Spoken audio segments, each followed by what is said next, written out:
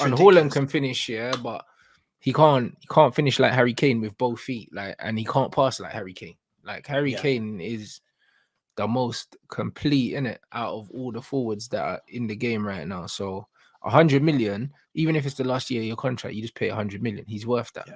Yeah. No, I think it's one of those things. Like it will be horrible to see him in another club's shirt, but at the end of the day, this is football. I've seen players come and go. How many players you've seen come and go at United over the years that at the time you're thinking, I never want to not see this player. 2 years later, they're playing for Real Madrid, and you're like, okay, who's next? That's the only concern at Spurs is it's the what's next, and we've been so over reliant on this one man that I do worry about what we're going to do. Yeah, what's next? But that's why. But you know what? If you bring in a new manager with a new philosophy, and the philosophy doesn't involve Harry Kane, and he's building a team that's going to play a system that doesn't rely on Harry Kane, then it's fine. The problem is if you've got the same manager and then you lose a player like that, you kind of have to reevaluate your whole way of playing. But because it's a fresh start across the board, it could just be the best thing that's needed, isn't it? New players, new manager, and you just start from zero, and you just kind of, obviously you can't forget Harry Kane was ever playing for the team, but you've kind of just got to build a system that doesn't include him from the start. Yeah, I think one of the key things to mention about this is there's this stat flying around, right? That if you take out Harry Kane's goals from Tottenham this year, we'd be like 24 to 27 points worse off, which is it's a kind of fake stat in a way, because obviously if he wasn't playing, other people are going to score. Other people are going to score. Maybe not one man getting 30 league goals, but we're going to score goals. But what that does demonstrate to you is, like you said, that we don't have a plan. And I said this on my show the other day, exactly what you just said. When you look at teams like Brighton, how do they do it without a 30-goal a season man? You share the goals around. You find the philosophy where the front three are interchangeable. That's what Spurs are going to need to do. And whether that includes Kulusevski, son of a child, I don't know.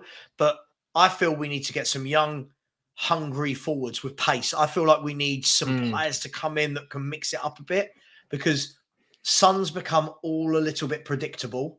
Yeah. Kulu looks way off it, Rants. Kulusevski looks very poor at the moment for the year. So, hey, we'll see. Yeah, but what's the deal with Kulu? What is it? Like, I've heard different reasons. Some people are just saying that he's kind of fed up with life at Spurs. Some people saying that it's bad form. Like, what is it? How did he just fall off a cliff like that? He was your best attacker at one point. Yeah, I think that he's been poor all season. He's got 2 goals all year as well, which is absolutely shocking. Look, he's had an injury, so that plays a part. But for me, I think I'm old school. You only get so much leeway with the whole, but I had an injury, because he's been back a long time now. For me, it's one of these things, right? I look at it and think, why did Juventus let him go on loan for 18 months? Yeah. Why couldn't he hold down a place in Juventus's team? And what I mean by that is, I'm not doubting there's ability in him, and we talk about this all the time. But the ability to show your ability more often than not is what separates you from being a top player to he's good on his day type footballer. Sure. And for me, the sample size of him playing poorly versus the sample size of him playing well, poorly really outweighs it. And we've got a discussion as to whether or not we want to buy him. And I think it's like, I want to say 45 million euros. I'm not sure. But yeah, I don't think I would. I think I'd go for someone quicker, if I'm honest. Yeah. No, I get that. Yeah, I get that. In the modern game as well, man, unfortunately, it's just at that point where you almost need that. And if you don't have that, you have to be special now, innit? Like when you look at players like Bernardo can get away with not having the turn of pace that some of these other guys have because he's exceptional, innit? Yeah. Like in the modern game, if you're not exceptional on the ball, you can't really get away with not being an athlete, especially in the Premier League. You can get away with it in Italy or something like that, but in the Premier League, it's like if you don't have that foundation of athleticism, then like you need to be exceptional on the ball, innit? And Kulusevski is not that. I think there's a player in there. Don't get me wrong. I think technically he's very good. Yeah, he is. I think that he can pass. I think he's got a great foundation. But something ain't clicking. And like you said, why are they happy to loan him out for 18 months? Maybe there's something with his mentality. Like I said the same thing about Cancelo as well. Like, you know what I mean? There's a reason why he lost his, just I say that someone put something in the chat. Yeah. There's a reason why, yeah, he lost his place for Portugal and then lost his place for City, then got loaned out. Like, it's not ability. Yeah. There's more to ability to being a top player. And, you know, look, Kulu's got lovely close control. Technically, he's a very good player. There's too many times this season where I've seen him get it and you're thinking, right, now just step away from your fullback. And he can't quite get out the legs, you know. And look, I said the other day, if Spurs sign him permanently, it's not like I'll go, oh my God, why did we sign him? But it's not exciting to me anymore. It's kind of like, all right, you came in, you had a 3-month cameo last year where you were really good. And since what I've seen, I'm just a little bit. Yeah, and since then you haven't really kicked on. Like, if we're being honest, we're thinking about Kulusevski from last season when we're thinking about his ability. Like, I'm probably still guilty of that because this season I ain't seen him do anything. But last season he was great. Could that have just been people don't know him, new to the league? Do you know what I mean? It could have just been that. You know what I mean? And we see that all the time. That's why they say second season syndrome. Which is why I never rate players or slam them too quickly, especially when players coming in like a January transfer window. We're like, they're rubbish. It's like, all right, let's let them settle, right? Listen, if you're bringing over Lionel Messi, yeah, I'm judging. Not that I would need to, but you know, if you're bringing over top footballers, you don't need to worry. But yeah, look, there's something not right there. And for me, you got to look at it as well. Depending on who the manager is and the style they want to play, they might want a really quick forward line that presses. And then you ask, is that Kane and Kulusevski? You know what I mean? These guys aren't quick. So there's a million I feel like that's what our manager wanted. But if Harry Kane becomes available, then you question what you want, bruv. You know, like that. Because the thing is, like, our manager wants a quick pressing forward line. But listen, if Harry Kane becomes available, yeah, you have to be open to accommodating him because he's the kind of player that you build your team around, isn't it? There's not many players in world football now that you build your team around.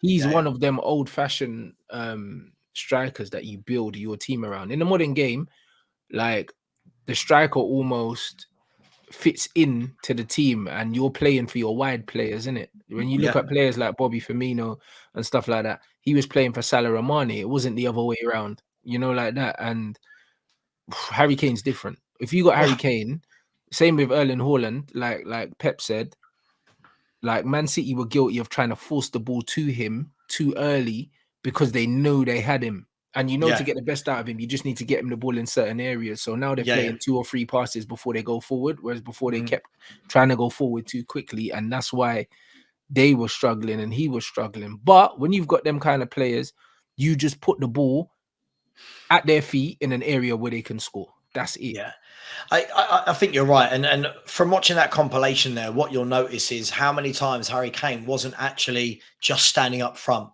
He comes back, he links up play, and that will be brilliant for people like Rashford through on goal. You know, whether that be Anthony, he allows the 2 wide men to almost come in as strikers. Do you know what I mean? And there's not many centre forwards in world football that, to be honest, I can't think of any in world football that do that job. There's none. So I think if United get him, that seems the obvious one for me. I think that just seems the obvious one, especially if you get the ownership. I think if you get the Qatari owners, actually, if you get any new owners, I think what a statement to turn around and go, our first signing as owners is the England captain at 100 million. Just sometimes these scripts write themselves in football. So I'll keep an eye on that. Yeah, 100%. I'm saying that Levy's not selling to a Prem club. I don't think he has a choice, to be honest. For this, it's just about him getting the most amount of money. Because you say he's not selling to a Premier League club. We've done loads of business with Spurs, whether he's liked it or not. In it, like the bottom line is, Levy will make sure he makes it work for him, even if he ends up getting 120 million for Harry Kane, which I wouldn't be surprised if he does, bro. Yeah, I mean, if you look at it, I mean, Because Grealish went for 100 million. He'll want more than what Jack went for, just because he will want Harry Kane to be the most expensive. Yeah, it's Daniel Levy. It's what Daniel Levy does. Even if it's 101 million, do you know what I mean? That's just what he does. Look, if Harry Kane goes, there's very few clubs in world football that will afford him. That's the realism of this, right? Barcelona are not going to be able to whack down 100 million for him. Real Madrid will find a way. They will, and especially if Benzema's going, they'll find a way. Man United will be able to do it. Chelsea could, but I don't think Levy would sell to Chelsea. I think that's the one that will break the camel's back after the fact that everyone's hero Pochettino has literally just. But he can end up at Chelsea next season if you don't sell him this season, because he could end up there on a free. And these are all the things Daniel Levy needs to take into account when making a decision this summer of, do I keep him for a year and get 30 odd goals in all competitions, or do I get 90 to 100 million and then I can start giving the money to the new director of football and manager to build a new era?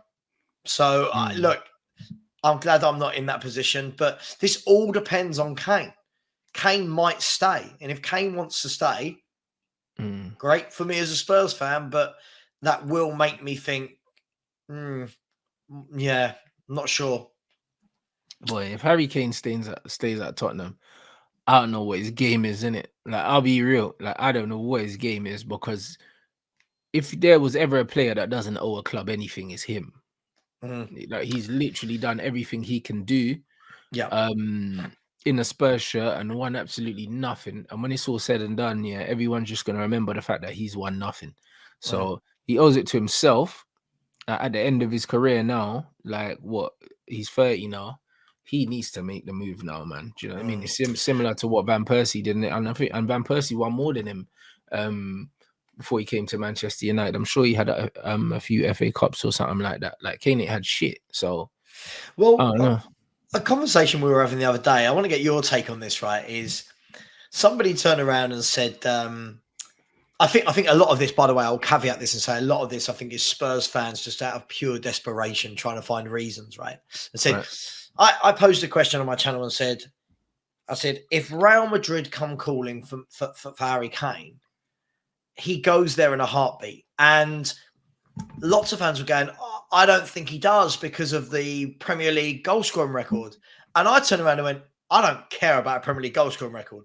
If Real Madrid, the biggest football club in the world, turn around and say, hey, you're our new number 9. You're going to play in the Bernabeu, move to Madrid. You know they're going to win leagues and Champions Leagues in the next 3-4 years. It's what they do. You go, right? Can you see there's any way that he turns that down for a Premier League goal scoring record? I can. Because he's English. You know, like that. And English footballers in general are thick. Do you know what I mean? Like, they can't see life beyond England. Do you know what I mean? And that's just what it is. Like, Harry Kane would probably rather break Alan Shearer's record than go and be a legend at Real Madrid, bro. I don't think he gives a shit about Real Madrid. Like, this guy grew up watching Premier League football, bro. Do you know what I mean? So as far as he's concerned, he's living his dream. Like, Real Madrid, they're not guaranteed to win the title. Barcelona smashed them this season. Like, so we don't know what's going to happen. Obviously, Real Madrid look like they're recruiting well and they're going to challenge for the league next season, but it's not a given. Like, David Beckham won the league title when he went over there. You know what I mean? So it's not necessarily. Would you agree they've got more chance of a trophy than Spurs? Oh yeah, for sure. They'll win a trophy, but do you know what I mean? Like, from looking at the way that Spanish fans treat English players in general, or British players, how they treated Gareth Bale and all these other things, it's like, why the fuck would you want to go there? Like, when you could go to a team in the Premier League that could win a title. Like, I don't really know, innit? Especially the fact that he's got kids and then school and all these other things. I just can't see Harry Kane leaving this country